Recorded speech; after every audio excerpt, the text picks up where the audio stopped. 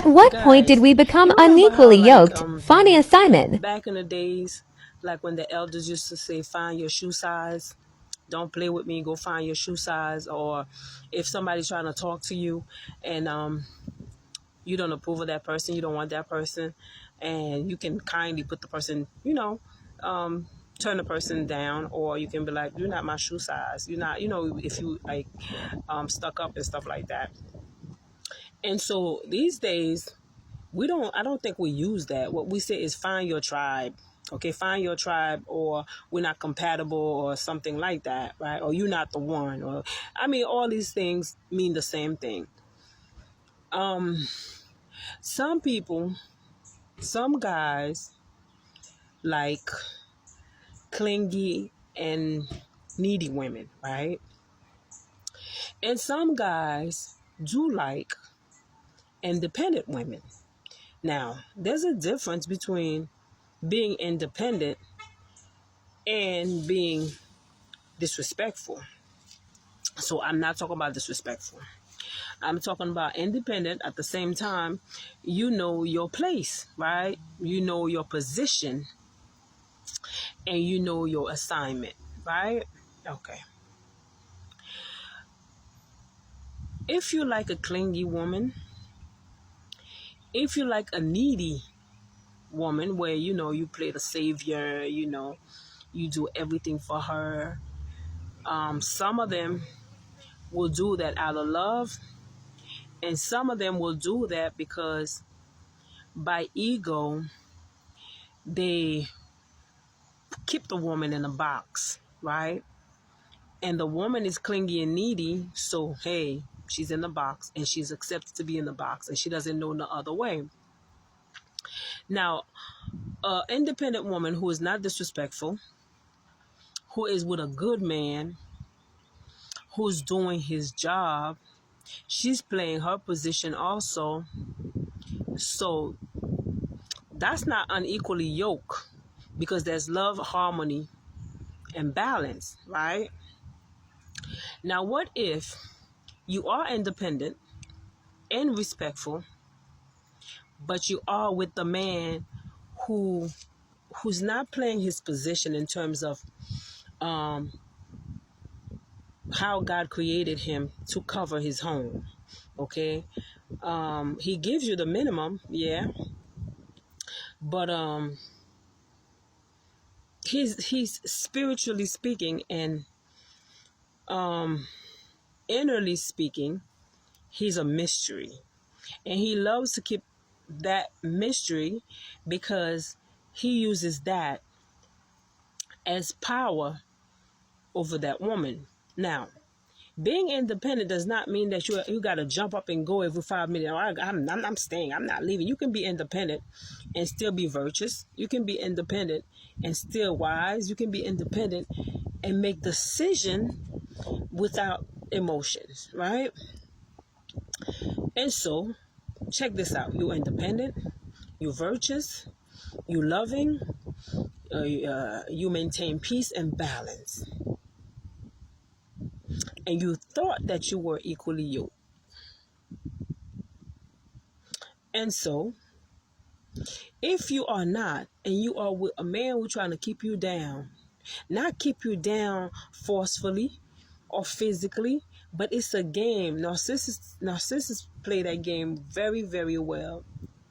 And while they're playing that game, they're having their needs met outside, and they're keeping your door open so they can enter and exit, so they can come and go. So that's why I say they give you the minimum, right? And so, because you're independent, because you face life differently, and so no one can keep you in a box.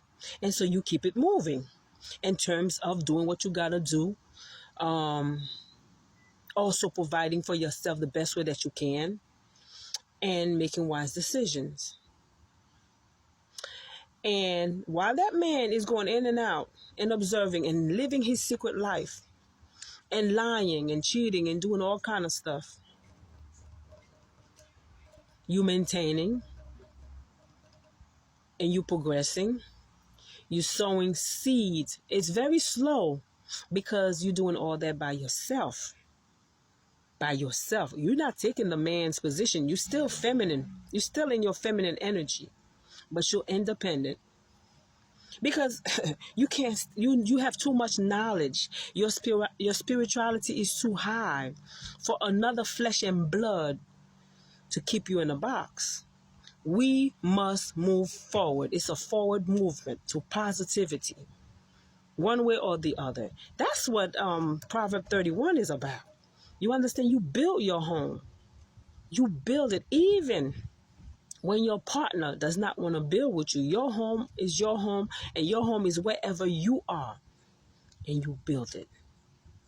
And then the man will tell you that he's real feeling one day, because he's going to feel like you don't need him. He's going to feel like you don't need him. Meanwhile, he's giving the minimum emotionally. You understand? You are in an emotional drought because you're not receiving no affection, a breakdown, a poor communication level. You understand what I'm saying? Because a lot of men think providing is buying the bread. You understand? Bring the food in the house and boom, that's it. I'm a man. I'm not a man. I can't tell you how to be a man, but from what the creator said, that's not it. That's not it. That's not it. And that's why a lot of men that think like that, they love polygamy, because they can jump from one woman to another woman to another woman and gather all of them together in a shack if they don't have money, or if they have the minimum, because what they're going to give you anyway is the minimum or nothing. So you end up taking care of the king, but the king can't take care of the queen. You see what I'm saying? And the word did say don't be unequally yoked. But guess what? The devil is also wise like a serpent. And God give us the free will. Ooh, that bug. God give you the free will to be good or to be bad. So that means that at any point of time, a person can change his mind. So I would love a pastor to touch on that with me one day. If you are equally yoked with somebody, at any point of time, that same person can become unequally yoked with you. What if the person doesn't want you anymore? What do you do? Or what if the person's not saying they don't want you, but they're stringing you along and they're doing their thing, they're not letting you in? How is that equally yoked? Because this is a spiritual matter. There's something wrong with the spirit. But at the beginning, when I say at the beginning, it doesn't have to be a month or 2 months. It could be years. I know people who've been married for like 20, 30 years, and then they decided they don't love each other anymore. They don't want each other. So at what point did you become unequally yoked? 20 years. To me, I think that would be a waste of time. You with somebody for 20 years. You built for 20 years, and all of a sudden we go our separate ways and start all over again. Me, I don't like starting all over again, because what you gonna get? What you gonna get? Life is getting worse. People are getting more demonic. You understand? And you meet that person all smiley and nice and everything, and that man gonna punch you in your face. That's one thing about me, man. Ooh, guys, I'ma tell you, that's one thing about me. When I look at a man, you understand? I'm like, He's nice and everything. You understand? Looking good and everything. But that man probably be thumping people. I know men don't hit. I know that. But you don't know who hit and who don't hit, because they all start out nice.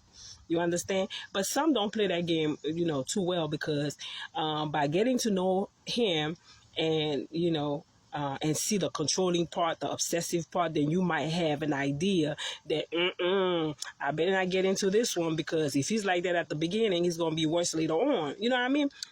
But just like a woman, because I don't want people to think that I'm just talking about men, this, men, that. Just like a woman, she can be all sweet at the beginning because she's after marriage.